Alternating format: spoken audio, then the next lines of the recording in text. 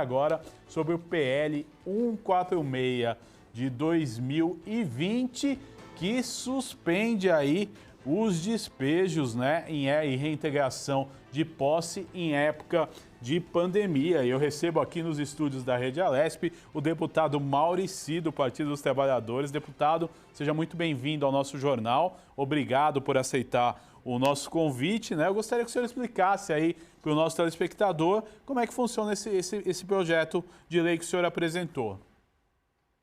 Bom dia, Guga. Obrigado. Bom dia a todas as pessoas que nos veem aqui pelo jornal da Rede Alesp. Esse projeto de lei, ele vem, digamos que, corrigir ou evitar que se cometam mais injustiças contra a população mais pobre. O que ele faz, ele tem o condão de suspender os despejos durante o transcurso da pandemia. Na verdade, é um projeto de lei originalmente da autoria da deputada Alessi Brandão, do PCdoB, e do deputado Jorge do Carmo, do PT, que eu tenho a honra e o prazer de ser coautor. Agora, deputado, as pessoas têm muita preocupação nessa época de dificuldade aí, né, no emprego, né? Muitas pessoas perdendo emprego, muitas pessoas sem chance aí de até sair para a rua, né, para buscar o seu ganha-pão, né? Como é que o senhor vê uma iniciativa como essa? Porque eu tenho certeza que muitas pessoas hoje estão preocupadas em pagar o seu aluguel, estão preocupadas aí com dívidas em relação a isso. Como esse projeto ele vai ajudar estas pessoas? Exatamente isso, Guga. O mundo praticamente parou para aqueles que têm alguma coisa. Porque para aqueles que nada têm, para esses o mundo não parou. As contas continuam chegando, correto? Os empregos continuam desaparecendo. Então, para essas pessoas, as mais desfavorecidas, essas ficam ao sabor dos ventos. Se bem que vento a essa altura não é uma coisa tão má, na verdade, mas ficam ao sabor de todas as intempéries. Então, você evitar o despejo é justamente proteger uma pessoa que, por falta de renda, pela situação que está vivendo, não consegue saldar o seu aluguel. A pessoa que tem a casa própria ou a casa de ganho, a casa de aluguel, bem ou mal tem maneiras de se sustentar. Claro que nós estamos falando da regra, não estamos falando da viúva, do pobrezinho e tal. Não é disso que nós estamos falando. Nós estamos falando, por exemplo, da ocupação de uma área privada onde um monte de famílias dependem daquele teto para sobreviver. É justo que haja despejo naquele momento dessa população? É disso que nós estamos falando. Agora, cerca de 222 mil pessoas chegaram aí à situação de rua, né? E com a pandemia isso só agravou, né? O senhor acha que deveriam haver mais políticas públicas, e aí eu falo em todas as instâncias aí, para que a gente pudesse solucionar a situação dessas pessoas? Guga, primeiro, o PL em questão vai justamente evitar que mais pessoas fiquem em situação de rua. Segundo, isso é um retrato da situação brasileira, que a pandemia só faz trazer a nu, mostrar de forma mais dolorida, mais aguda, a situação de desigualdade que existe nesse país, onde 5 famílias detêm o mesmo padrão, o mesmo patrimônio, a mesma renda que outras 100 milhões de pessoas. Então, não é que faltam políticas públicas só na pandemia, faltam políticas públicas de um modo geral para diminuir a desigualdade. Agora mesmo, a Casa acaba de receber um projeto de lei do governador João Dória, onde ele unifica os programas sociais, sejam aqueles assistenciais, sejam aqueles de geração de renda. Agora, ele não acrescenta nada, nenhum centavo ao que já existe, ele apenas unifica e deixa um monte de questões para serem regulamentadas por decreto. Ou seja, ele facilita a vida do Estado, do governo, não demonstra nenhuma sensibilidade a mais para com a vida dos mais pobres, aqueles que efetivamente necessitam da mão de Estado para poder sobreviver, para poder construir ou, nesse caso, até reconstruir as suas vidas, Guga. Agora, deputado, falando um pouquinho aí do projeto 108, né, de 2021, que foi analisado pelos senhores aí na semana passada e aprovou, né, a compra de vacinas aí pela iniciativa privada. Eu gostaria de saber a sua opinião sobre isso, e também dentro desse projeto tem umas outras, né, emendas, por exemplo, que o Estado de São Paulo pode comprar vacinas fora do PNI. Eu gostaria de saber a sua opinião sobre esse projeto, que foi bastante discutido e gerou polêmica, né? Não, o projeto, Guga, foi bastante discutido basicamente por 2 razões. A primeira razão é o seguinte: Obrigação de vacinar a população, de ter um programa destinado a todas as brasileiras, a todos os brasileiros, é do governo federal, dos governos estaduais, dos governos municipais. A obrigação de comprar vacinas e colocá-las em disponibilidade para toda a população é dos governos, governo federal, governos estaduais, governo municipal. Não faz sentido permitir que a iniciativa privada o faça. Primeiro porque, se for possível fazer, isso é privilegiar alguns. Alguns quem? Aqueles que sempre são privilegiados, aqueles que têm dinheiro, que vão privilegiar a si próprio e aos seus trabalhadores, colaboradores, entre aspas, que na verdade não é uma preocupação com a vida dos seus trabalhadores, colaboradores, senão uma preocupação com o seu nível de produção e manter viva a sua produção para poder explorar, inclusive, possibilidades de um mercado onde a escassez se apresenta. Segunda questão é assim, vacina não se encontra na padaria, não se encontra na farmácia. Os governos têm tido dificuldade de comprar vacinas para vacinar a sua população. Que dirá a iniciativa privada? Terá mais dificuldade ainda. Então, o que acontece? Você, além de privilegiar uns poucos, você ainda vai deixar à mercê de espertalhões, como aquela mulher de Belo Horizonte, que aplicou água, não é, nos braços de alguns poucos empresários que achavam que estavam furando fila. Agora, há uma outra situação que me preocupa e que foi bastante discutida no PL, Guga, que é o seguinte: essa casa não pode se desqualificar aprovando leis inócuas. O que eu quero dizer com isso? Eu quero dizer com isso que a iniciativa privada não precisa de autorização da Assembleia Legislativa de São Paulo para comprar vacinas. Ela precisa de autorização da Câmara e do Senado Federal. Então, o que nós aprovamos aqui foi uma mera replicação do que a lei federal já o fez. Segundo, que é um outro item desse PL, o Butantan não precisa de aprovação da Assembleia Legislativa para produzir um soro anti-Covid. Isso é querer pegar carona numa situação, é uma lei inócua, é um projeto inócuo que atende a um ou outro deputado ou deputada que quer associar o seu nome a um soro que vai beneficiar a população. Então, essas são as duas razões. Primeiro, o privilégio para alguns e segundo, a desqualificação dessa casa ao discutir, ao aprovar leis que não têm o menor sentido, que são ineficazes, porque não é função da Assembleia Legislativa legislar sobre essa matéria. Agora, deputado, muito se discute no nosso país e a gente sabe que a vacinação em massa é a solução que nós temos aí para sair dessa crise sanitária que nós vivemos. Eu queria uma análise do senhor, tendo em vista das 45 milhões de doses que o Brasil recebeu hoje, são 37 milhões do Instituto Butantan e 8 da Fiocruz. O que pode ser feito aí para melhorar essa situação? Bom, primeiro nós temos que render a César o que é de César, né? Vamos render ao governador Dória, porque praticamente todas as vacinas que estão disponíveis no Brasil hoje foram por uma iniciativa dele. Porque se tivesse dependido do governo federal, não teríamos vacina nenhuma, a não ser as da Fiocruz, que eu quero lembrar, só foram autorizadas, o governo só se mobilizou para produzi-las depois que o governo de São Paulo deu o pontapé inicial. Agora, é inegável que faltam políticas mais agressivas do governo. Quando ele fala de 500 milhões de doses compradas, não é verdade. Para um grande número dessas doses que ele disse que já foram compradas, o que o governo fez foi manifestar o interesse.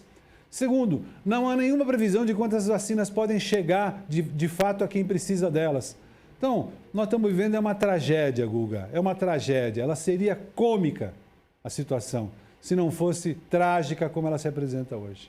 Agora, deputado, na última sexta-feira, o vice-governador Rodrigo Garcia anunciou aí a volta à fase vermelha, né? Tirou algumas restrições da fase emergencial, né? Nós estamos no estado de São Paulo com cerca de 85% ainda das UTIs lotadas e eles anunciaram a volta às aulas presenciais. Eu gostaria da sua opinião sobre esse tema. O que o senhor acha dessa iniciativa do governo? Eu acho uma temeridade, Guga. Eu acho que isso é brincar com a saúde das pessoas, dos paulistas, das paulistas. Assim como eu elogiei o governador Dória pela sua iniciativa em relação à vacina, ele não mostrou a mesma sensibilidade, por exemplo, em relação ao lockdown. E vamos considerar que numa região como a dos 39 municípios da região metropolitana de São Paulo, não há como paralisar a atividade econômica, não há como evitar que as pessoas trafeguem, transitem pela metrópole, se não parar o metrô, se não parar as linhas intermunicipais de ônibus, se não pararem as ferrovias, o transporte de massa. E o governo estadual não teve a coragem de fazer isso, deixando os municípios à sua própria sorte, diminuindo em muito a capacidade dos municípios de legislar sobre o ir e vir dos seus cidadãos numa situação de pandemia. Isso só nos mostra, Guga, o quanto foi nefasto, negativo para o Brasil e, em especial, para São Paulo, o abandono da agenda metropolitana, o abandono da discussão da intersecção entre os municípios, da colaboração entre os municípios. Porque se a gente tivesse hoje uma autoridade metropolitana, como rezava a Carta dos Municípios, a Carta da Metrópole, nós teríamos vivido uma outra situação. Deputado, aproveitando, né, a sua experiência, o seu conhecimento, o senhor teve atuação aí na Grande São Paulo por muitos anos, né, no próprio município de Santo André, Franco da Rocha. Como é que está a situação dessas regiões, né, que ficam perto da capital, mas às vezes não tem a mesma estrutura da capital? Como é que está? Tanto aí o senhor fazendo um apanhado do comércio, dos hospitais, como é que a população da Grande São Paulo está? A situação é dificílima porque, como eu disse, as cidades, os 39 municípios são regiões conurbadas. Você não consegue estabelecer claramente onde é a divisa de um e de outro. Quer dizer, você tem a divisa política, administrativa, mas as pessoas no seu dia a dia não notam onde é que estão essas diferenças, essas divisas. Então, é um ambiente extremamente propício para o contágio de um vírus que tem uma agressividade tão grande quanto esse coronavírus e as suas novas variantes. Então, a situação é deplorável. Franco da Rocha, que você mencionou, por exemplo, é um município que apresentou mais mortes por Covid na região metropolitana de São Paulo. Isso não é por falta de ação, é por falta de estrutura. É um município que, fora o hospital estadual, não tem um leito de UTI. Como fazer frente a uma situação como essa, com uma unidade de pronto atendimento procurando dar conta da terapia intensiva? E, ao mesmo tempo, o governo estadual agora criou 10 vagas de UTI no município de Franco da Rocha. É claro que falta assistência do governo federal para custear. O governo federal fica mentindo, dizendo que liberou bilhões e bilhões para os estados e municípios. Isso é mentira. De verdade, ele tem criado todas as dificuldades possíveis para financiar, inclusive, leitos de UTI, para financiar, inclusive, providências que municípios já tomaram para combater a pandemia. O governo federal está prestando um desserviço à sociedade brasileira, Guga.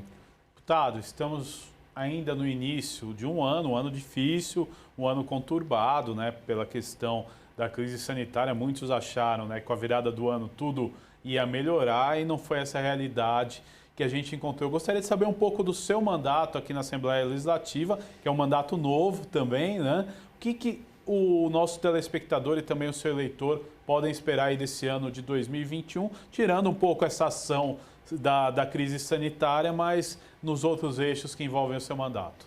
Um mandato, Guga, no meu caso em especial, porque quando eu chego ao mandato, quando eu chego à Assembleia Legislativa, eu já chego no meio da pandemia. E o mandato popular, Guga, é um mandato de movimento. Você tem que estar em constante ligação com as suas bases. E no meu caso, que trabalho mais com comunidades, com a população mais pobre, mais desassistida, o acesso à internet não é nem a inclusão digital do ponto de vista de saber lidar com o equipamento, embora isso seja um problema, mas o acesso às redes, ao Wi-Fi, dificulta demasiado. Então, o meu mandato acaba se restringindo muito às lives e à atuação dentro do parlamento, o que dificulta muito fazer avançar os compromissos que a gente tem. Entendo. Mas eu imagino que agora, com o Butantan produzindo mais vacinas, com a sociedade forçando o governo a liberar a compra de mais vacinas pelo mundo, nós vamos ter condição de enfrentar a pandemia e no segundo semestre, eu sou um otimista, acho que a vida do brasileiro pode voltar ao normal, pelo menos desse ponto de vista, porque aí nós temos que recuperar a nossa capacidade de produzir, a nossa capacidade de empregar, as pessoas precisam voltar a cuidar das suas famílias e nós podemos ter condição maior de combater um outro inimigo terrível que a sociedade brasileira está enfrentando hoje, que é a fome, que já tinha sido erradicada anos atrás, mas que volta agora com força total. Agora, deputado, é interessante também a gente falar um pouquinho da conjuntura que o país vive. Existe muita polarização, muitas discussões aí em relação à política. Às vezes a gente percebe que a população ela esquece um pouquinho, né, do principal, que é combater a pandemia, tomar os cuidados necessários, como o uso de máscara, álcool e gel. E eu gostaria que o senhor aproveitasse esse espaço e deixasse uma mensagem para a população. Não é fácil, Guga, não é fácil porque as pessoas estão vendo a vida difícil que está aí fora, correto? E na periferia da Grande São Paulo, por exemplo, a juventude vai ter medo de vírus, que é uma coisa tão longe, tão longínqua na cabeça delas. As pessoas têm que lidar com a fome, com a violência, têm que ter medo de tiro, não é isso? É o que elas têm. Então o vírus acaba sendo uma ameaça longínqua, mas ela não é. E nós precisamos ter clareza disso. Esse é um momento difícil, nós precisamos atravessar esse momento difícil com o resguardo, com o isolamento social, com a utilização de máscaras, com evitar festas, evitar os pancadões, evitar aglomerações, porque isso só serve à doença e só serve a quem nos quer exterminar. Exatamente. Deputado Maurici, eu quero agradecer a sua participação nesse jornal da Rede Alesp dessa segunda-feira. É sempre uma honra recebê-lo. Muito obrigado, viu? Sou eu quem agradece. Um grande abraço a todas e a todos. Obrigado, deputado. Este foi o deputado Maurici, do Partido dos Trabalhadores, que participou aqui com a gente, falando aí de vários assuntos relativos à pandemia, e o PL 146 de 2021, de autoria dele com mais 2 deputados, a deputada Alessi Brandão, do PCdoB, e o deputado Jorge do Carmo, do PT, que visa aí interromper despejos, né, e reintegração de posse em tempos de pandemia.